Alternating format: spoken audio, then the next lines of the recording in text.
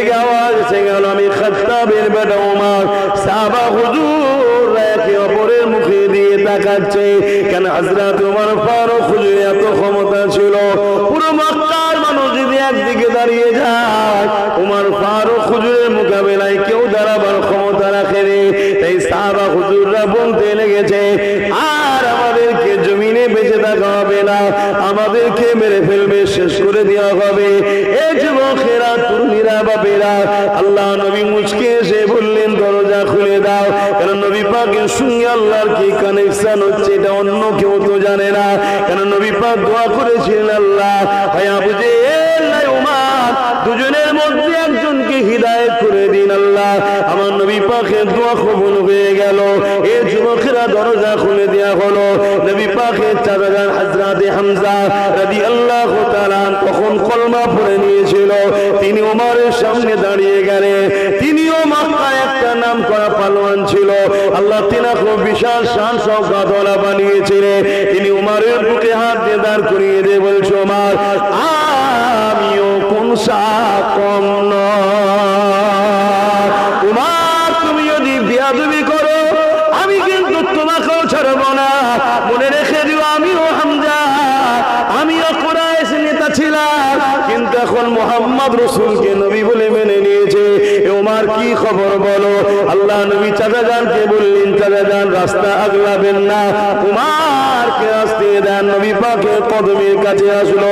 আল্লাহ নবী উমারের জামার খুঁটাটা ধরলো, হালকা করে টান দিল। হযরত উমর হুজুর আমার বসে বললেন, এমন ভাবে যেভাবে নামাজে আমরা বসি, তাসাউদে যেভাবে বসি, ওইভাবে নবী পাকের হাঁটুর কাছে হাঁট দিয়ে এত কাছাকাছি কেউ কখনো বসেনি। ওইভাবে উমর বসে গেল, হাতে কিন্তু অস্ত্র খোলা রয়েছে। আল্লাহ নবী শুধু বলল, উমর এখনো কি সময় হয়নি? আল্লাহর দিকে ফিরে আসা সঙ্গে সঙ্গে চোখ দিয়ে পানি বেরোতে লাগলো। নবী পাকের কদমে লুটিয়ে বলল, ইয়া রাসূলুল্লাহ, হাবিবাল্লাহ, আমাকে ক্ষমা করে দিন। আমি অর্থের লোভে, ধন দৌলতের লোভে এই অস্ত্র নিয়ে বেরিয়েছিলাম আপনাকে শহীদ করব বলে, কিন্তু আজকে ওমর আপনার কদমে নিজেকে কুরবান করে দিতে চায়। হুজুর আমাকে আপনার বডিগার্ড হিসাবে কবুল করে নেন। আরো জোরে বলুন সুবহান।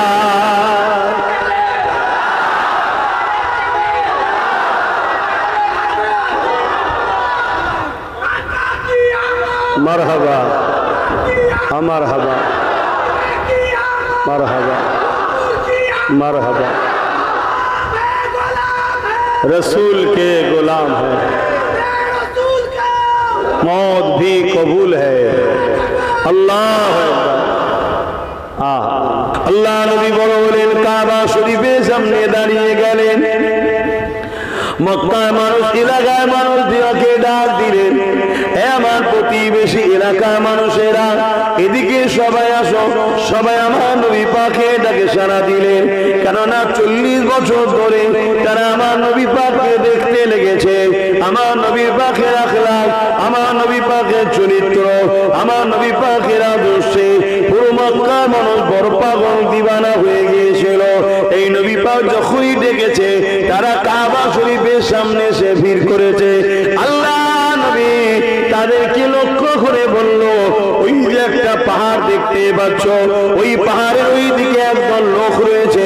আমি মুহাম্মদ রাসূল যদি বলি তোমরা কি মেনে নেবে? তারা বলল, হ্যাঁ মেনে নেব। আল্লাহ নবী বললেন, তোমরা তো দেখুনি, কেন মানবে? তারা বলল, মুহাম্মদ তুমি কোনদিন মিথ্যা কথা বলোনি, তুমি হলে আলামিন, চিরসত্যবাদী, তুমি যদি বলো অবশ্যই সত্য বলবে।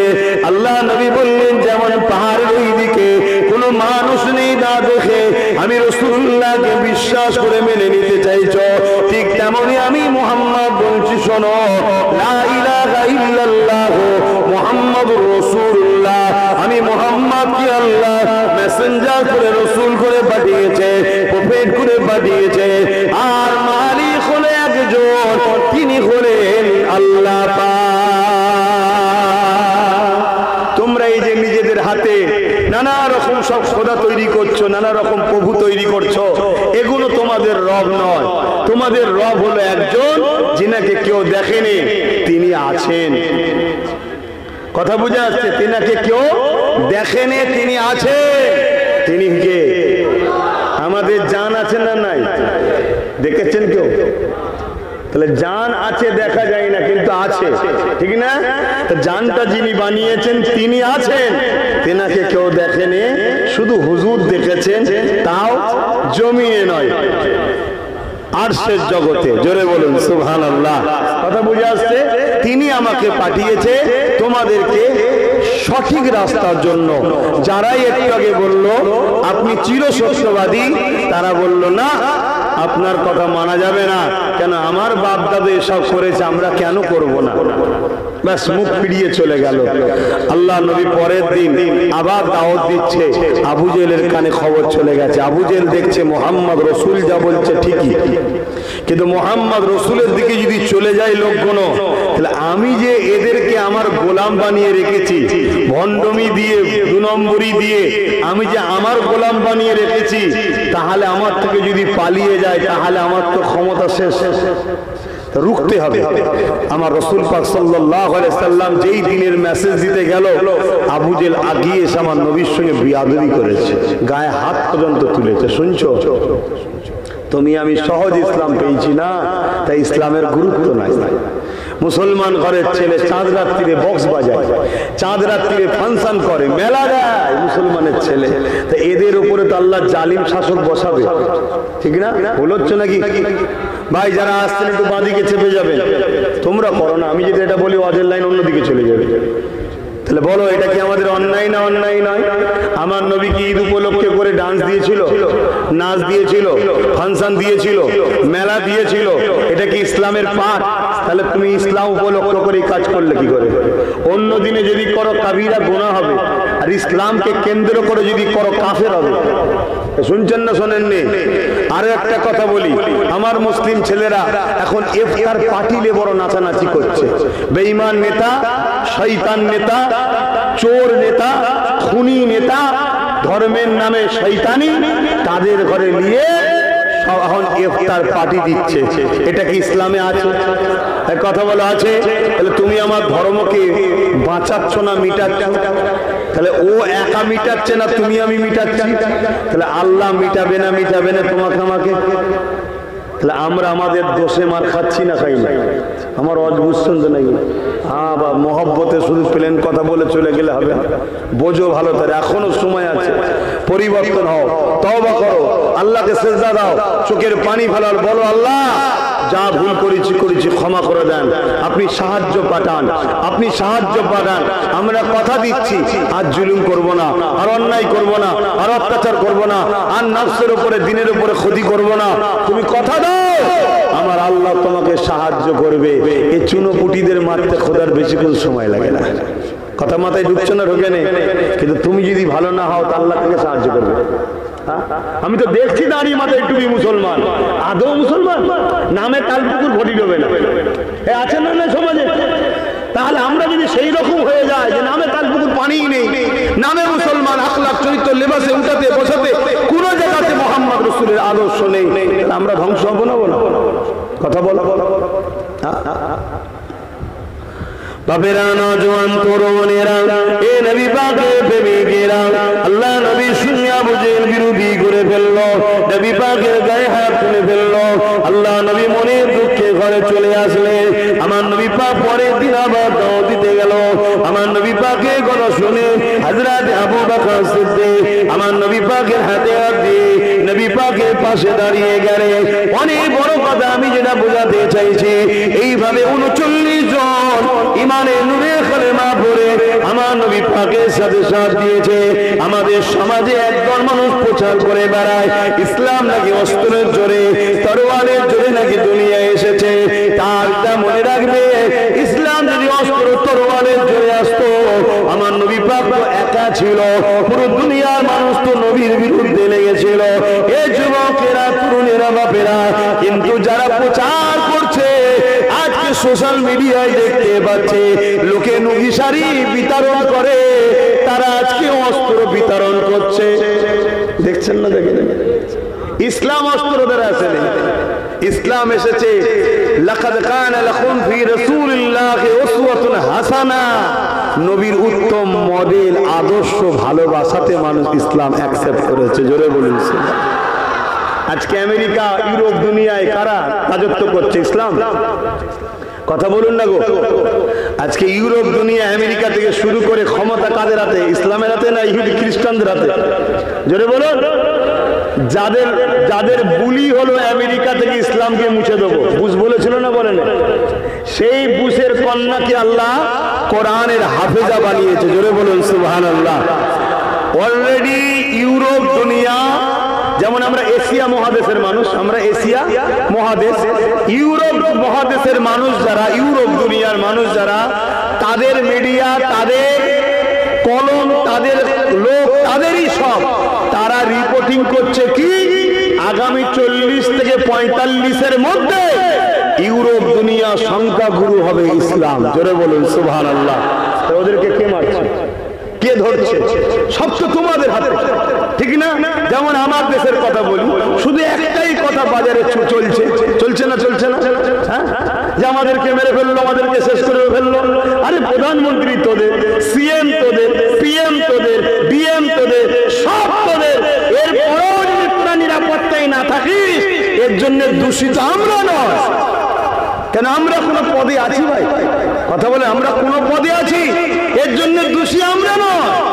আমার তো মনে হয় সবার একটা কথা বলা দরকার, সব যখন আমাদের, তারপরেও যখন আমরা নিরাপদে নয়, পুরো সব বেটা নাম আমরা সে আবুল কালাম, মৌলানা আবুল কালাম আজাদের মতো ব্যক্তিকে ক্ষমতায় বসায়, যার দ্বারা দেশের শিক্ষা সব থেকে আগে ছিল। জোরে বলুন সুবহানাল্লাহ। কিন্তু দুঃখের বিষয় হলো শিক্ষা তো মানুষের কাছেই এখন নাই। কি শিক্ষা আছে? শিক্ষা তো নাই। তাই আজকে আমাদের সমাজ ধ্বংসের দিকে যাচ্ছে। তো যাক, আমি যে কথা বলছিলাম, আমার নবী পাক সাল্লাল্লাহু আলাইহি ওয়াসাল্লাম তিনি দিনের কথা বলছে, একটা দুটো করে মানুষ, 39 জন আমার নবীর পাশে দাঁড়িয়েছে। আবু জেহেল দেখছে মোহাম্মদ রসুলকে তো রুখতে পারা যাচ্ছে না, কি করা যায়? লাস্টে তার মন্ত্রী সভার মিটিং ডেকেছে। মন্ত্রী সভা, নেতা কেতা যা শয়তানের সব টিম বসেছে, বসে আলোচনা করছে কি করা যায়। তখন আলোচনায় আবু জেহেল বা বিভিন্ন জন ফাইসাল্লাহ দিচ্ছে, এক কাজ করো, মোহাম্মদ রসুলকে কতল করে দাও। নাউজুবিল্লাহ বলেন। না থাকবে মোহাম্মদ সাল্লাল্লাহু আলাইহি ওয়াসাল্লাম, আর না দিনের কথা কাউকে শোনাতে পারবে। শুনছেন তো নাকি? কতল করে দাও। সবাই বললো ঠিক ঠিক ঠিক ঠিক, কিন্তু সাহস বেড়ে যাচ্ছে দেখছি। কত জায়গায় মুখে হাত দেবো, এত প্রত্যেকটা জলসায় যে বলি তোরা জলসা গুলোকে নষ্ট করি, এই যে জিনিসগুলো, এটা কি খোদার মার হবে না আমাদের উপরে?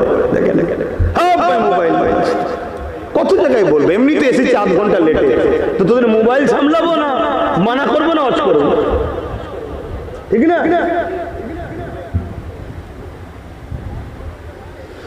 আবু জেহেল বললো ঠিকই, কিন্তু কে মারতে যাবে, সাহসটা কে নেবে? ওই সময় ওই মজলিসে একজন বসেছিল, নাম তেনার উমার। তখন শুধু নাম ছিল উমার, খাত্তাবের বেটা উমার। কিন্তু আমি তার ওইভাবে নিতে পারবো না, কেন তিনি তখন শুধু উমার আর নয়, তিনি পৃথিবীর বুকে সমস্ত নবীদের পর, পৃথিবীর বুকে হযরত আবু বকরের পর তিনি দ্বিতীয় খলিফা। জোরে বলুন সুবহানাল্লাহ। আহা, কি সম্মানিত হয়ে গেল। ইসলামকে মুছে দিবে, রাসূলকে কতল করবে, নাউজুবিল্লাহ। তিনি বললেন আমি পারবো, কি দেবে? আবু জেহেল বলল অনেক ঘোড়া দেবো, উট দেবো, সোনা দেবো, এটা দেবো, সেটা দেবো। আবু জেহেল বলল, হযরত ওমর বললেন ঠিক আছে, তবে যেটা দেবে বলছো যদি না দাও আমি তোমায়ও ছাড়বো না। তবে শোনো, আমি বেরোচ্ছি, তুমি মালপত্র রেডি করো, কালকে সূর্য উঠবে, মোহাম্মদ রসুল উঠবে না। 39 জন হয়েছে, 40 আর হবে না বলে যাচ্ছে ওমর ফারুক। বাবেরা, অনেক বড় কথা সংক্ষেপ করে বলি, রাস্তায় অনেক কিছু ঘটেছে, বোনের কাছে গেছে, ওদিকে আমি যাচ্ছি না। যাবার সময় বলেছিল 39 থেকে 40 হতে দেব না। আমার আল্লাহ ফারিস্তাদেরকে জানিয়ে দিলেন, এ ফারিস্তা ওমরকে যেতে দে, আমি আল্লাহ ওমরকে 40 বানাবো।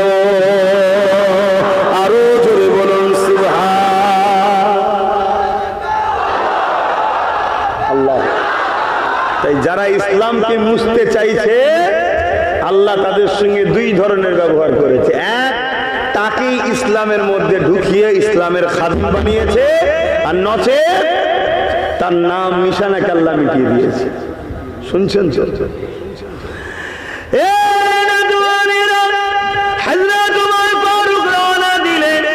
আল্লাহ নবীর দরবারে পৌঁছে গেল, দরজা আওয়াজ দিলেন, কোটা দিলেন, কে ভেতর থেকে? সাহাবারা জিজ্ঞাসা করলো। বাইরে থেকে আওয়াজ এসে গেল, আমি খাত্তাবের বেটা ওমর। সাহাবা হুজুর একে অপরের মুখে দিয়ে তাকাচ্ছে। কেন হযরত ওমর ফারুক হুজুর এত ক্ষমতা ছিল, পুরো মক্কার মানুষ যদি একদিকে দাঁড়িয়ে যায়, ওমর ফারুক হুজুরের মোকাবেলায় কেউ দাঁড়াবার ক্ষমতা রাখেনি। তাই সাহাবা হুজুররা বলতে লেগেছে, আর আমাদেরকে জমিনে বেঁচে থাকা হবে না, আমাদেরকে মেরে ফেলবে, শেষ করে দেওয়া হবে। এই যুবকেরা, তরুণীরা, বাপেরা, আল্লাহ নবী মুচকে এসে বললেন, দরজা খুলে দাও। কারণ নবী পাকের সঙ্গে আল্লাহর কি কানেকশন হচ্ছে এটা অন্য কেউ তো জানে না।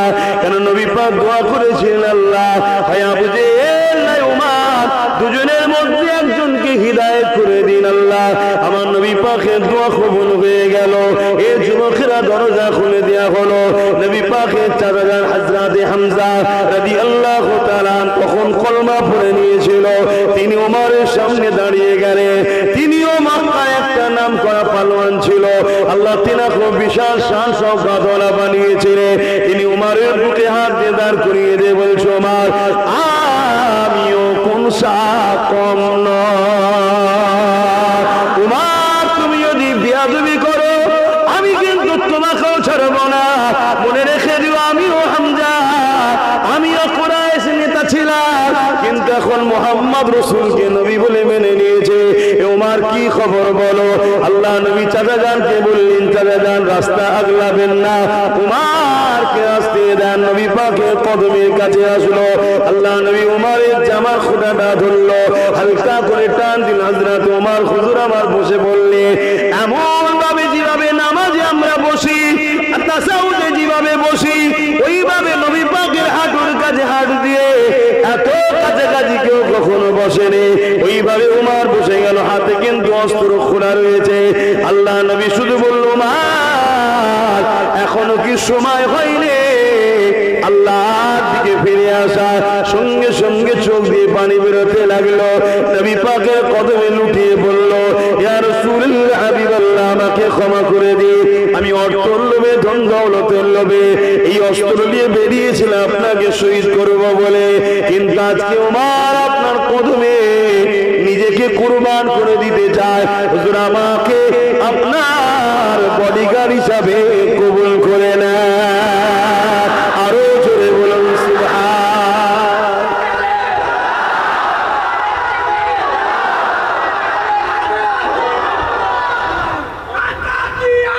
মারহাবা, আমার হাবা, মারহাবা, मारहबा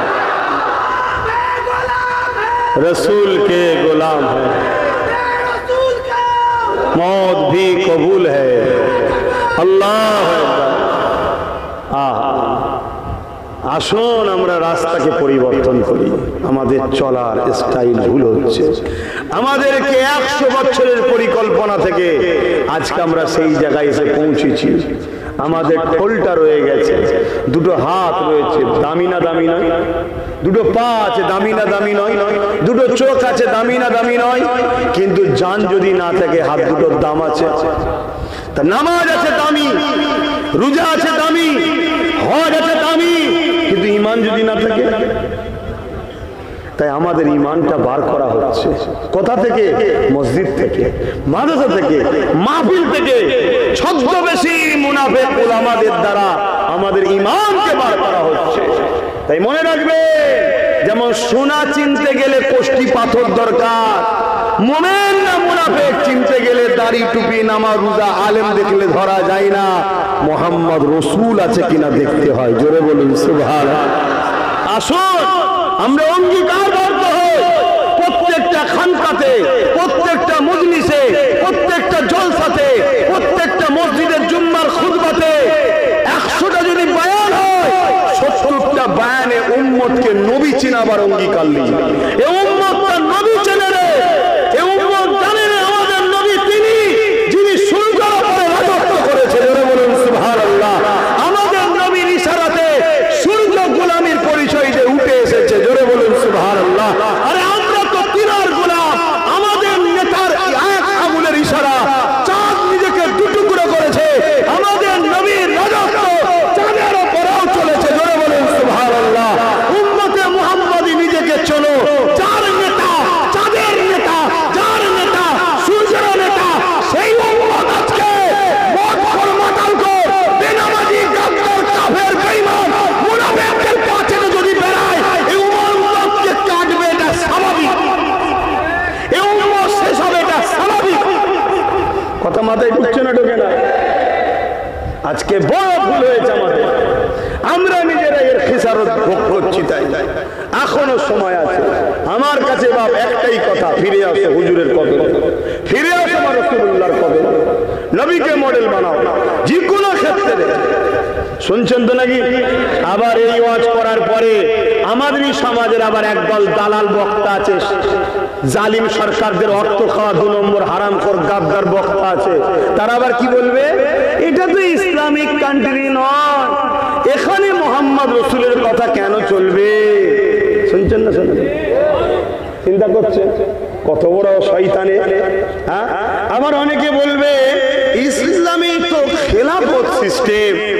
এই আমার নবী খেলাফত সিস্টেম যেগুলো মুসলিম আরব যেগুলো সংখ্যাগুরু হয় সেখানে হয়, যেখানে কি বলে সর্বধর্মের বসবাস। মদিনা শরীফে রসুল যখন রাষ্ট্র কায়েম করেছিল সর্বধর্মের মানুষকে নিয়ে কিভাবে চলতে হয় ওটা নবী শিখিয়েছে না শেখায়নি? কিন্তু আজকে আমাদেরকে কিভাবে মিস ইউজ করছে দেখেছেন? তাহলে কারা মিস ইউজ করছে? আমাদেরই গাদ্দাররা।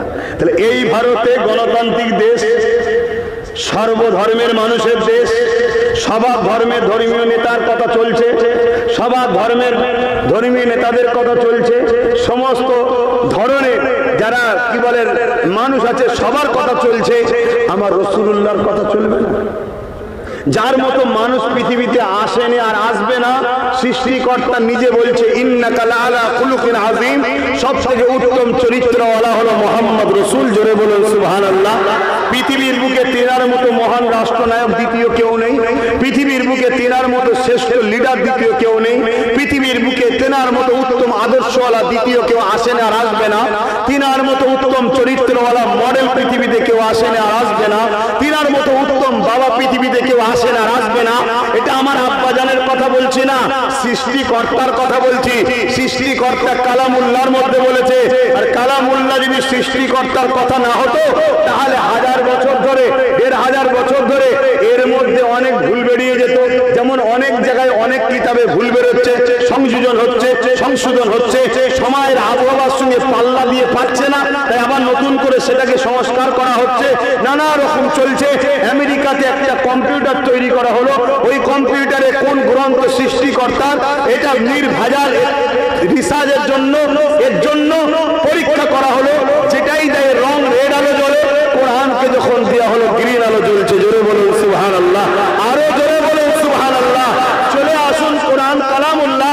কোরআন যদি কালামুল্লাহ না হতো তাহলে বলুন বাপজান আমার, ভাইজান আমার, পৃথিবীতে যত কিতাব আছে সব কিতাবকে চলো, সব কিতাবকে চলো বড় আদবের সাথে, ঝগড়া নয় আদবের সাথে আটলান্টিক মহাসাগর, বঙ্গোপসাগর বা বিভিন্ন জায়গাতে দাফন করে দেওয়া হোক, ফেলে দিয়া মানে পানিতে ফেলে কি বলে দিয়ে দেওয়া হোক।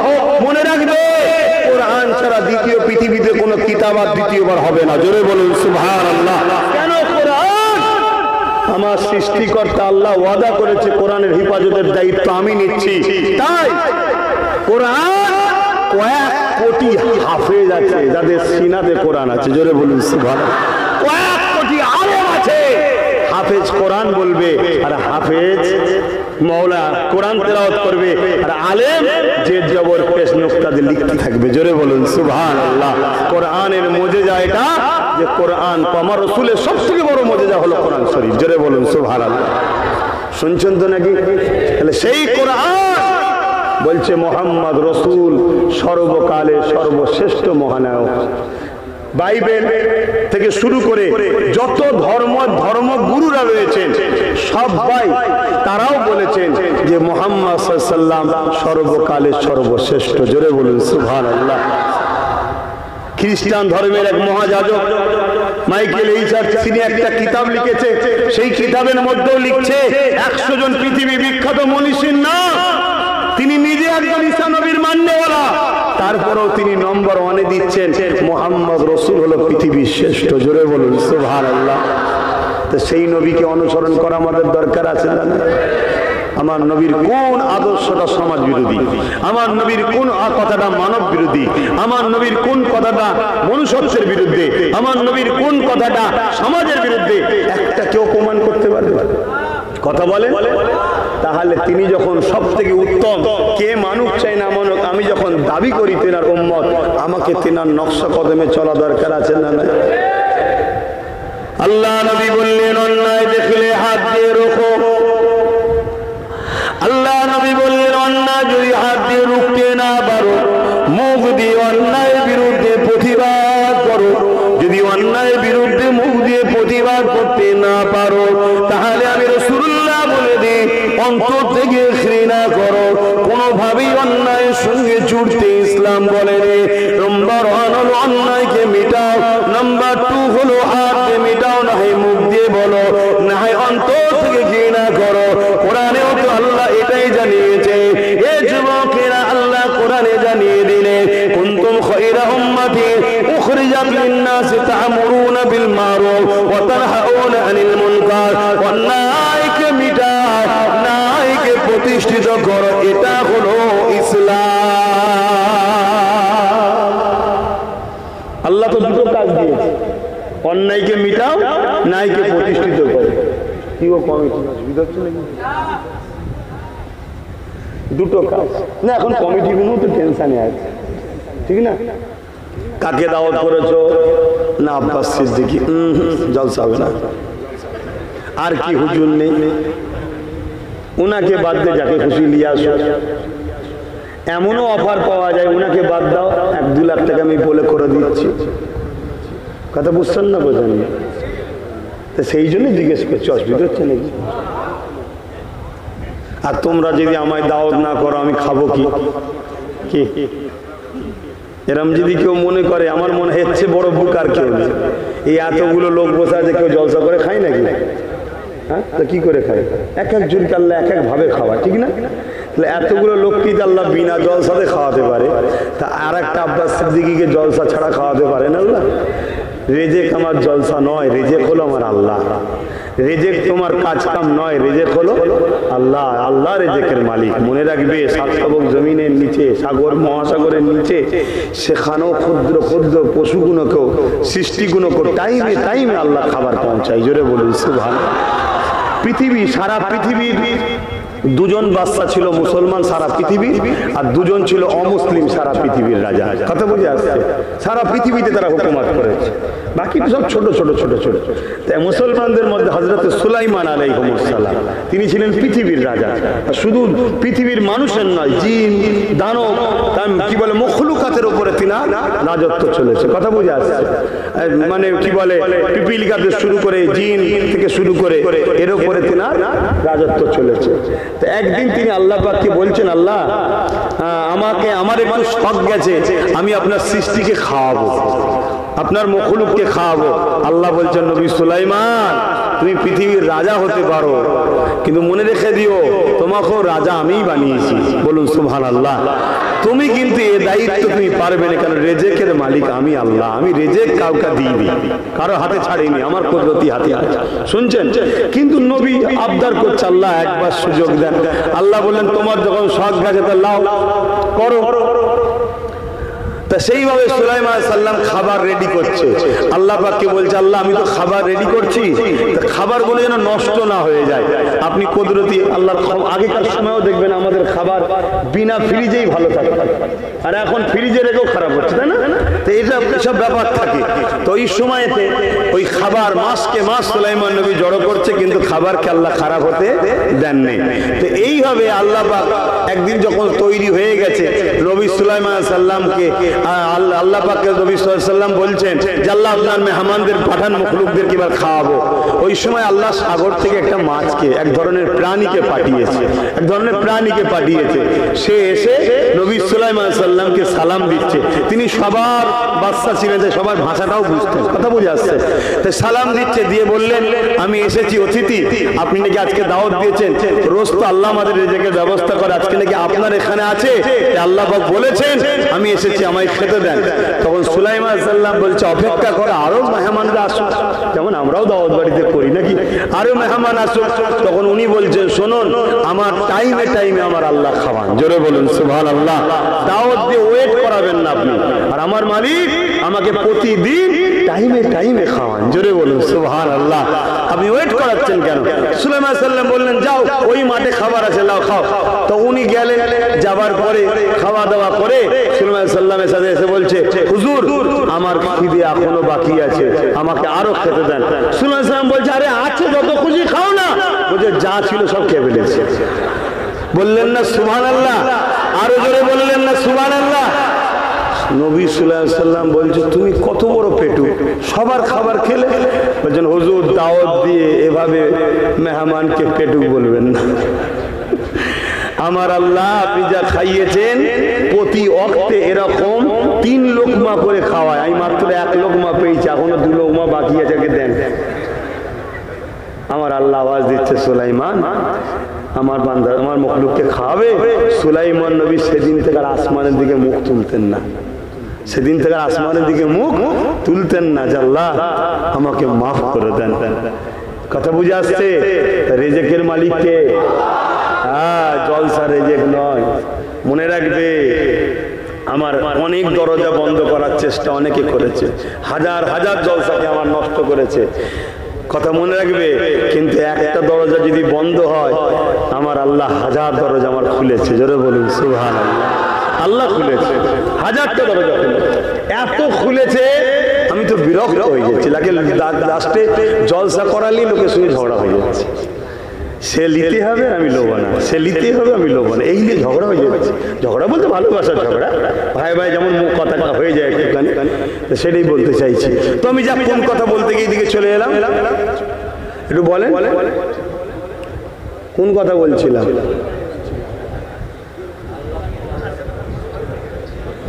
তাহলে কি ওয়াজ শুনছেন বলেন তো? হ্যাঁ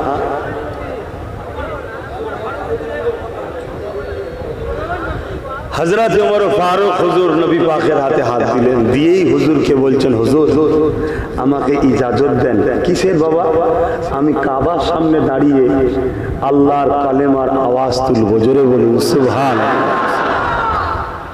আপনি আমাকে ইজাজত দেন। আল্লাহ নবী বললেন বাবা চতুর্দিকে দুশ্মন উলঙ্গ তরোয়াল নিয়ে ঘুরছে, দেখলেই মুসলমানদের ঘরে মারছে। আজকেও মুসলমানদের দেখলেই মারছে না, মারে না? সেদিন মেরেছিল আবু জেহেল বাহিনী, আর আজকে কোন বাহিনী মারছে বুঝতে পারছেন তো? না আবু জেহেলের থেকে কিছু কম আছে নাকি? এক কথা বুঝছেন না, বোঝেন না? তাহলে বাপ এটা নতুন নাকি? এটা যেটা ঘটছে নতুন না? নতুন নয় তো। কিন্তু বাপ একটাই সমস্যা, সেদিন আমাদের মধ্যে মুনাফিক ছিল, কিন্তু আমরা মুনাফিককে পাত্তা না দিয়ে হুজুরকে ফলো করেছি, তাই আমরা বিজয় পেয়েছি। বদরে 313 জন দিয়ে আমরা কামিয়াবি হয়েছি। আর আজ আমাদের মধ্যে মুনাফিক যারা, তাদের পিছু নিয়ে আমরা ছুটতে শুরু করেছি। এই জন্য আজ আমরা ধ্বংসের দিকে যাচ্ছি। আসুন প্রত্যেকটা মানুষকে মাপেন আমার হুজুরকে দিয়ে, আব্বাস সিদ্দিকীকেও মাপেন, 100 বার মাপতে হবে। এটা দুনিয়া, এটা দুনিয়া। রিসেন্ট দেখলাম মায়ের মোবাইল কেনার শখ গেছে, বাচ্চাকে বিক্রি করে মোবাইল কিনেছে। দেখেছেন না? দেখেন, মায়ের থেকে আপন এই জমিনে কেউ আছে? কিন্তু দুনিয়াতে কি ঘটে বুঝতে পারছেন? মা নিজের বাচ্চাকে বিক্রি করে মোবাইল কিনেছে। তাহলে আব্বাস সিদ্দিকীকেও পরীক্ষা করা ছাড়া তুমি যদি চোখ মুজে ধরো, আমিও চাই না ও মুসলমান ঠিক কাজ করছে। কিন্তু পরীক্ষা করার পরে যদি মনে হয় আব্বাস ঠিক, দুনিয়ার সবাই তোমার উপরে ফেলে, তারপর আব্বাস ছাড়লে হবে। এই মজবুত হও, তাহলে তোমাকে নিয়ে আগামী দিনে আমারও লড়ে শান্তি হবে, তাহলে আমিও রাস্তা ক্লিয়ার পাবো, বিজয় পাবো, তুমিও পাবো। আর না হয় তোমার ঠিক নেই, কখন এ ডাকলে ছুটছে, কখন ও ডাকলে ছুটছে, কখনো ও ডাকলে ছুটছে। আমার আব্বাস যদি বলে ফেলে যে আমার ভাই একটু অসুবিধা আছে, অমনি ওনার মুখে ভার হয়ে যাচ্ছে, কেন বলতে যাবে, কেন এটা করবে? তুমি কিরকম মানো? হ্যাঁ, মানার মতো মানো, কিন্তু মানার আগে তাকে বাজাও। সে তোমাকে রসুলের সঙ্গে জুড়তে চাইছে না নবীর থেকে সরাতে চাইছে? সে তোমাকে কল্যাণের দিকে নিয়ে যাচ্ছে না ধ্বংসের দিকে নিয়ে যাচ্ছে? বাজাও, বাজাবার পরে সে যা বলবে তাই করো। শুনছো না? শোনোনি?